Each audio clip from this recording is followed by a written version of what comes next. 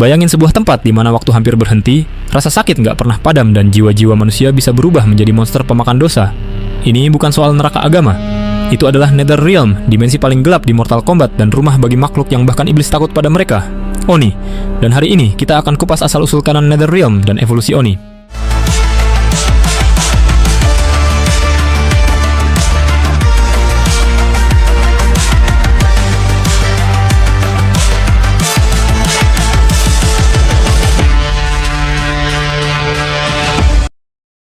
Banyak orang pikir Netherrealm adalah neraka sejak awal. Sebenarnya tidak. Kanan Mortal Kombat menjelaskan sesuatu yang jauh lebih kejam. Netherrealm itu diciptakan oleh para Elder Gods secara tidak sengaja. Waktu pertama kali terbentuk dimensi ini hanyalah tempat pembuangan.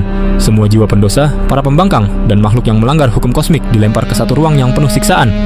Di Netherrealm, waktu berjalan jauh lebih lambat, membuat rasa sakit yang biasanya 1 hari berubah menjadi ribuan tahun. Kebencian, keputusasaan, dan dosa dari jutaan jiwa itu menumpuk menjadi energi gelap yang akhirnya mengubah Netherrealm menjadi neraka hidup.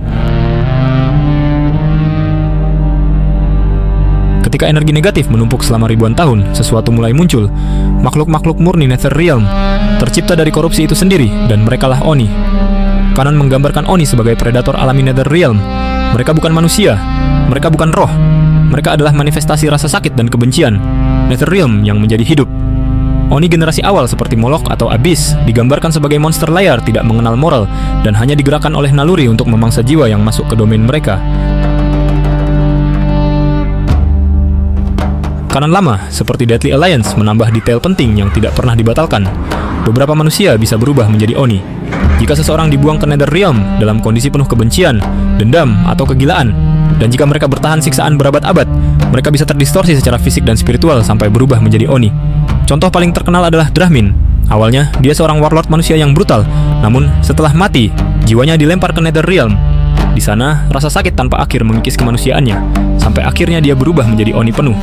Di kanon modern tidak menegaskan ulang detail ini, tapi juga canon tidak pernah membatalkannya yang artinya masih sah dalam sejarah Mortal Kombat. Dari kanon klasik, awalnya Netherrealm dipimpin oleh Lucifer. Oni pada masa ini hanyalah makhluk buas, pemburu, dan pelayan dalam sistem siksaan ekstrim. Tapi semuanya berubah ketika dua tokoh penting ini memasuki Netherrealm. Pertama, Quan Chi. Penyihir ini naik ke tampuk kekuasaan dengan kecerdikan, bukan kekuatan. Dia menaklukkan demon, menguasai legiun Oni, dan pada satu titik menggulingkan Lucifer. Kedua, Shinnok. Ketika Elder Gods mengasingkan Shinnok ke Netherrealm, ia memanfaatkan korupsi realm itu. Shinnok kemudian menjadikannya kerajaan perang, mengorganisir demon dan Oni sebagai tentaranya. Di era Shinnok, Oni menjadi alat penyiksaan, prajurit garis depan, penjaga kuil, dan eksekutor kejam.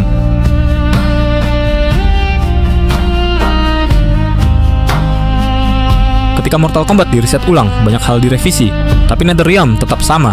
Dari dimensi siksaan, tempat jiwa dihukum, sampai waktu distorsi, Oni tetap ada sebagai demon Netherrealm. Mereka muncul di MKX dan MK11 sebagai bagian dari pasukan Netherrealm, dan detail manusia bisa berubah jadi Oni. Tidak ditegaskan ulang, tapi tidak pernah dibatalkan, sehingga masih dianggap bagian dari lore lama yang valid. Netherrealm bukan neraka yang dihuni iblis sejak awal.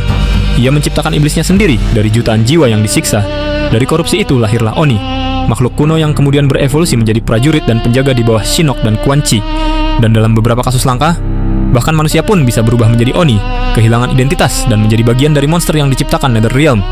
Inilah sejarah gelap Netherrealm dan evolusi Oni.